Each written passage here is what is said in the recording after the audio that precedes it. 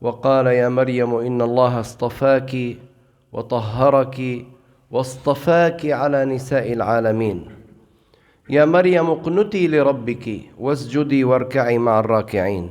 يعني هنا درس عظيم فقط في هذه الآية، بأن كل إنسان مهما كان مقرب من الله، نبي، ولي من أوليائه، مرسل، له مكانة عظيمة عند الله، هل يعفى من الصلاة؟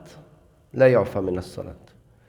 يا مريم اقنتي لربك واسجدي واركعي مع الراكعين. حتى سيدنا عيسى عليه السلام يقول وأوصاني بالصلاة والزكاة ما دمت حيا.